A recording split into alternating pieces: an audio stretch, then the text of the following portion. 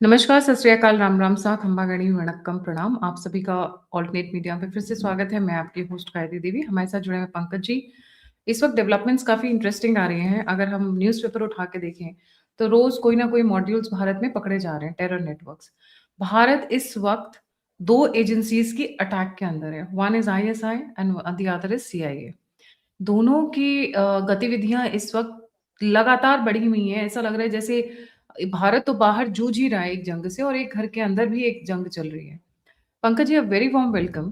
इसी क संदर्भ में एक बंदा अरेस्ट हुआ था, आपने और हमने सभी ने कवर किया था, जिसका नाम बड़ा उछला था, मैथ्यू वैन डाइक। ये बंदा पकड़ा गया। ये बंदे की कुछ एक वीडियोज़ निकल कर आई हैं अचानक से। Over to you. जी।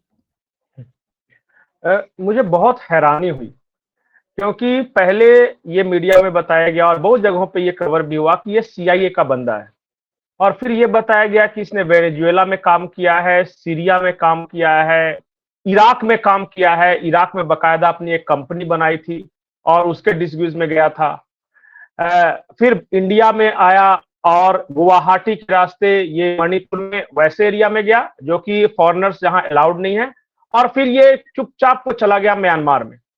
और इतना ही नहीं, ये भी खबर आई कि इसने ड्रोन्स वगैरह मंगवाए, AK-47 मंगवाए, ट्रेनिंग दी और फिर वो वापस लौट रहा था और इंडिया में पकड़ा गया। बहुत सारे जो एक्सपर्ट्स हैं वो ये भी कह रहे थे कि ये टिप जो था वो रशिया का दिया हुआ टिप था और फिर पकड़ा गया।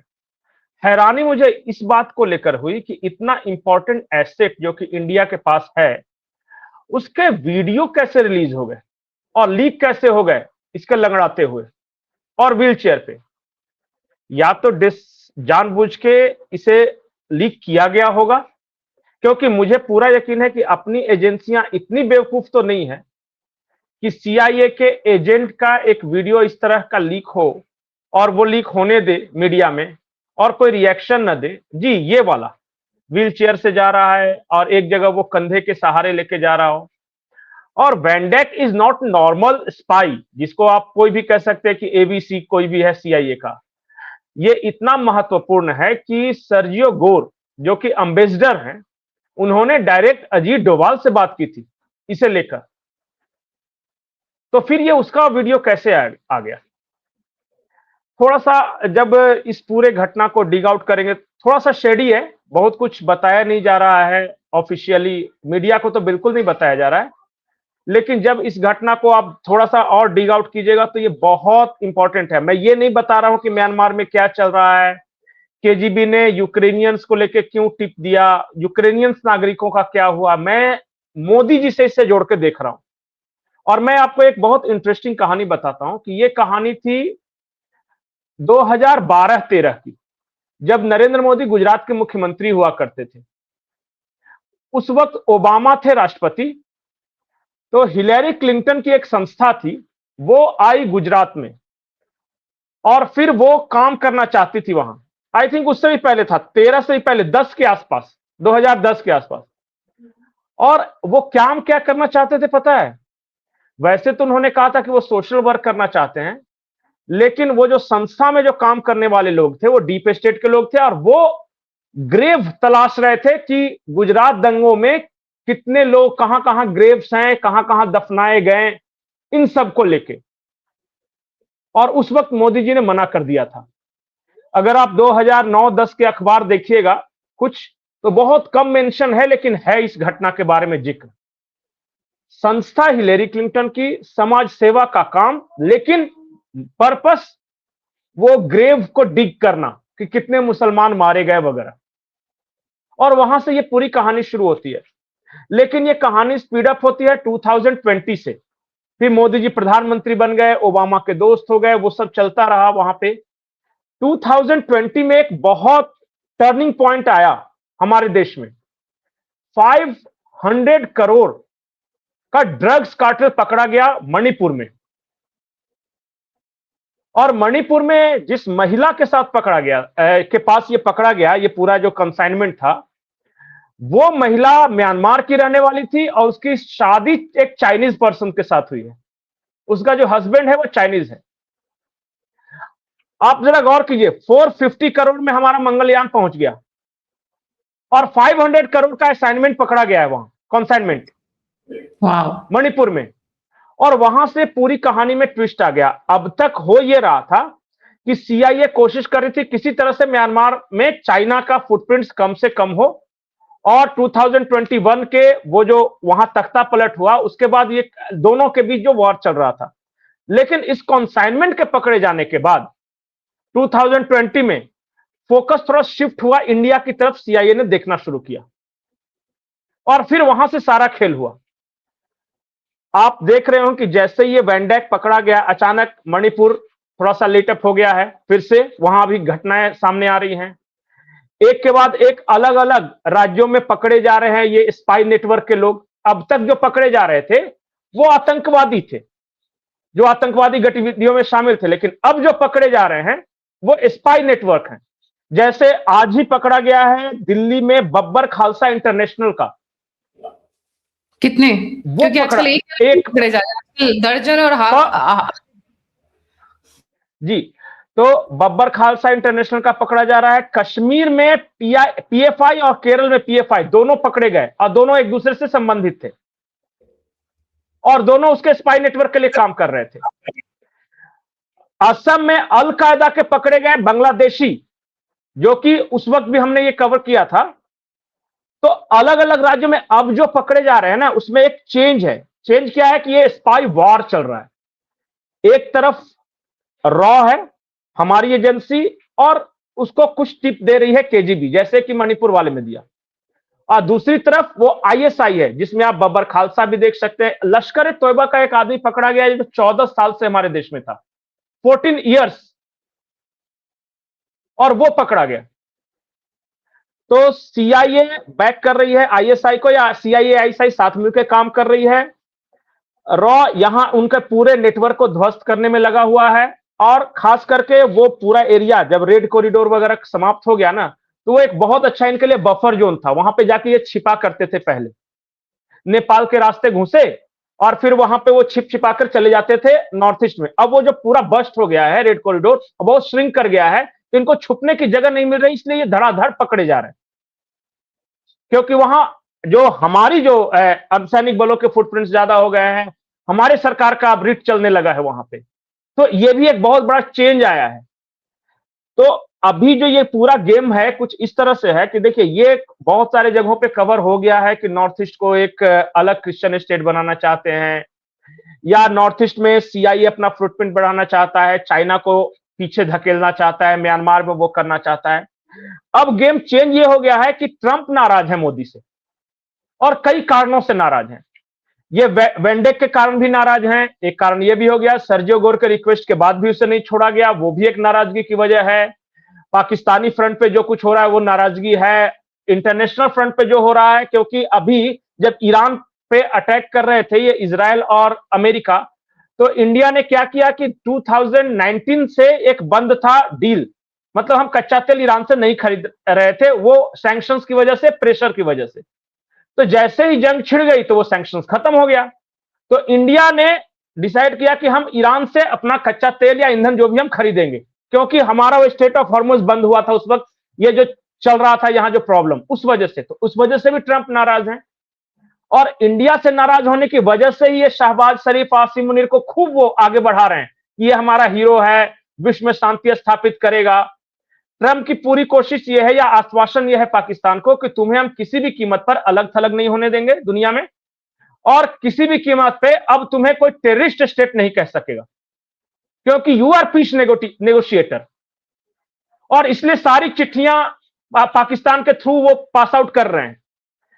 जलन है मोदी से, फायदा मिल रहा है पाकिस्तान को, ट्रंप का पर्सनल इशू है वो। ट्रंप ने इस बीच में एक और काम किया है कि चाइना के साथ अपने बिहेवियर को थोड़ा सा मोल्ड किया है। मैं ये नहीं कह रहा हूं कि बहुत ज्यादा दोस्त हो जाएंगे, लेकिन आप देखेंगे कि हाल के दिनों में उनके लैंग्वेज जो चाइना को लेकर थोड़े सॉफ्ट हैं और इंडिया को लेकर थोड़े हार्श हैं। ट्रेड डील होने के बावजूद, जो पीयूष गोयल वगैरह ने जो लेटर ऑफ इंटेंट साइन किया, उसके बावजूद ट्रंप की जुबान हार्श है इंडिया को लेकर, क्योंकि कई ऐसे मोर्चे हैं जहां नरेंद्र मोदी झुक नहीं रहे हैं। और फिर ये देख भी रहे हैं डोनाल्ड ट्रंप की, अरे ये तो गैस सप्लाई भी ले जा रहा है, जहाज भी अपना निकाल के ले जा रहा है, वहां प्रॉब्लम भी नहीं हुआ, क्राइसिस भी नहीं हुई। इन सबको देखते हुए तो पूरा गेम ये है जो कि अभी चल रहा है। अभी इसमें और खुलासे होंगे। देखिए, अभी ये शुरुआत है। आपको एक और खबर मैं बता दूं, आई थी कुछ दिन पहले खबर कि अचानक सारे आर्मी पर्सनल्स के छुट्टियां रद्द कर दी गई हैं हमारे देश में। वो खबर देखा था आपने?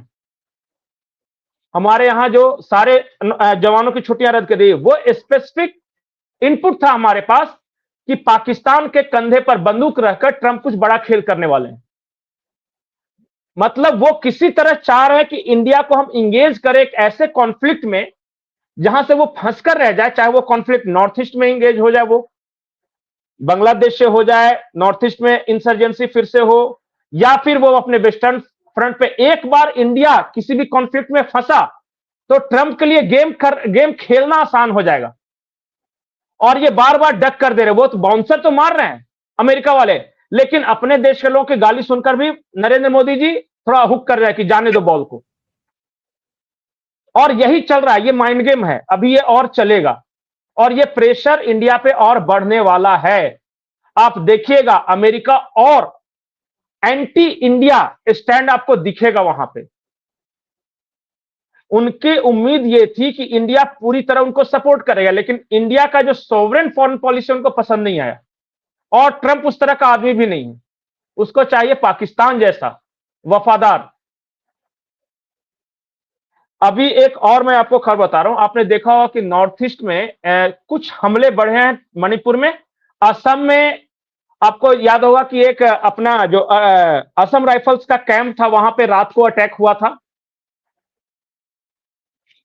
ये जो अटैक करने की जो विधि थी।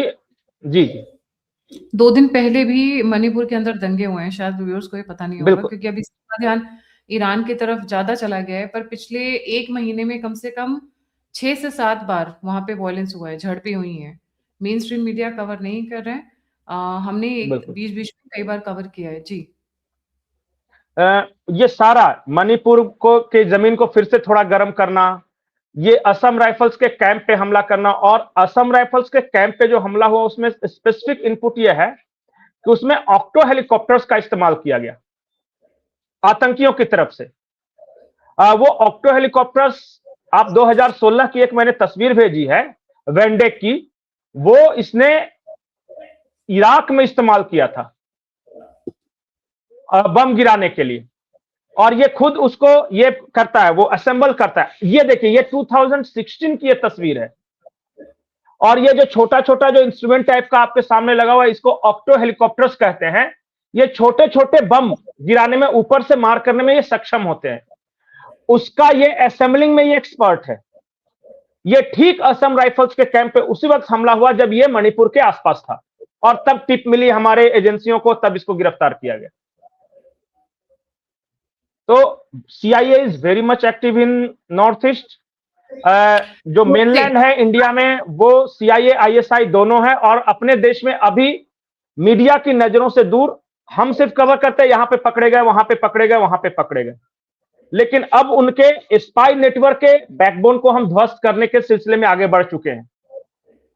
आईएसआई और इसके नेटवर्क परिणाम कम से पिछले जी 15 दिन के अंदर कम से कम 7 से 8 नेटवर्क्स, जिसपे हम सेपरेटली करेंगे, डीजीपी विक्रम सिंह की जगह के साथ करेंगे, क्योंकि आज भी एक बिल्कुल। नेटवर्क पूरा पकड़ा गया है जिसमें 10 हम्म 10 11 11 8 से लेके 22 तक का नंबर आ रहा है पंकज जी। आईएसआई नेटवर्क जो पकड़े जा रहे हैं, अल कायदा के नेटवर्क्स पकड़े बिल्कुल। जा रहे हैं, आईएसआईएस के नेट। अच्छा, एक चीज मैंने पहले नोटिस की है, आईएसआई के नेटवर्क्स तो पकड़े जा रहे हैं, पहली बार भारत में आईएसआईएस के नेटवर्क्स बहुत ज्यादा पकड़े जा रहे हैं जी। बिल्कुल। ये सारा गेम जो है वो सीआईए का है। जब सिर्फ पाकिस्तान का गेम हुआ करता था, सिर्फ आईएसआई के पकड़े जाते थे। लेकिन गेम चूंकि सीआईए का है, तो अब अल कायदा के भी पकड़े जा रहे हैं, आईएसआईएस के भी पकड़े जा रहे हैं। ISIS is nothing but product of CIA. उन्होंने उसे खड़ा किया था, और इसलिए आपको फुटप्रिंट सब ज्यादा दिखाई दे रहे हैं कि ये जो वॉर है वो सीआईए ने अपने हाथों में ले लिया है। एक और मैं आपको इंटरेस्टिंग बात बताता हूं। करीब कल या परसों की यह घटना है। बिहार के बक्सर का एक लड़का है, अंकित त्यागी या अंकित मिश्रा, इस तरह कुछ उसका नाम है। उसे पकड़ा है बक्सर से।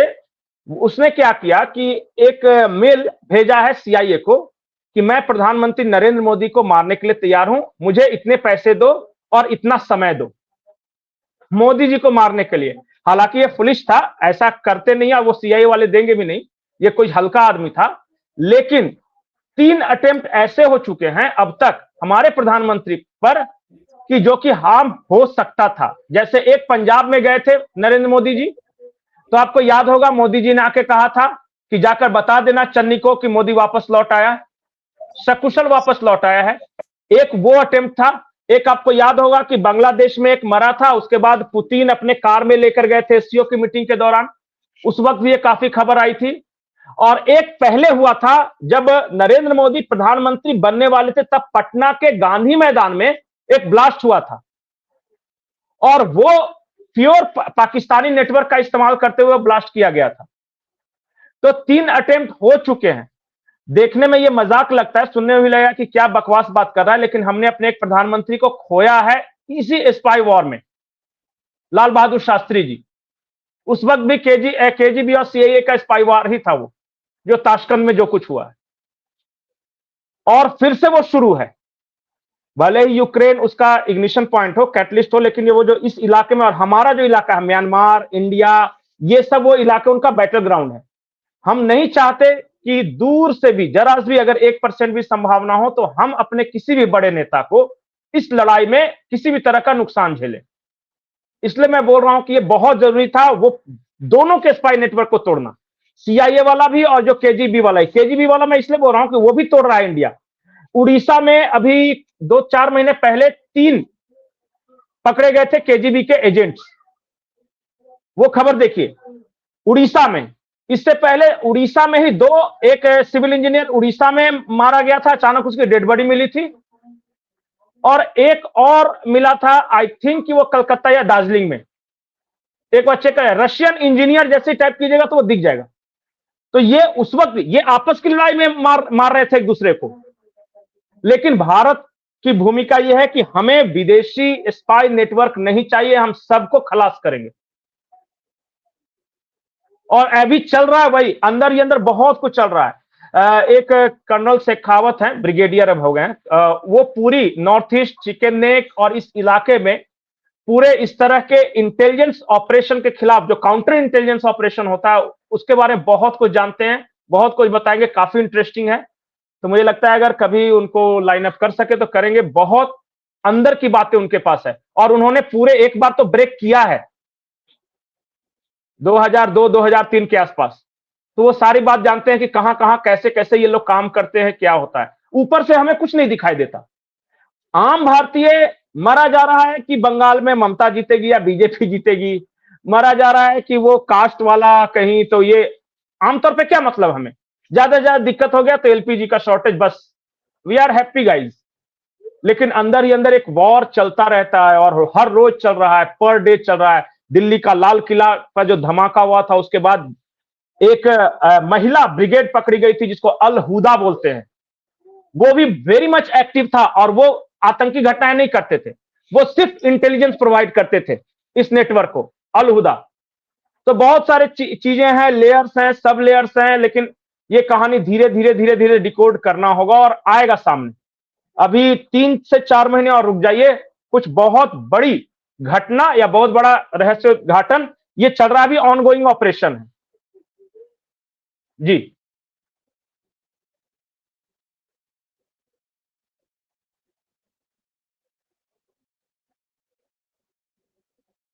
जी, थोड़ा-सा आई थिंक कनेक्टिविटी इश्यू हो गया था। ओके, हाँ। हाँ, तो आपके हिसाब से भारत के अंदर इस वक़्त ये जो मॉड्यूल्स पकड़े जा रहे हैं, एनआईए बहुत ज़बरदस्त काम कर रही है। सफाई अभियान चल रहा है अमित शाह जी का। By the way Pankaj ji, बिल्कुल। आप अपडेट होंगे, हम अपने व्यूअर्स को भी बताते हैं।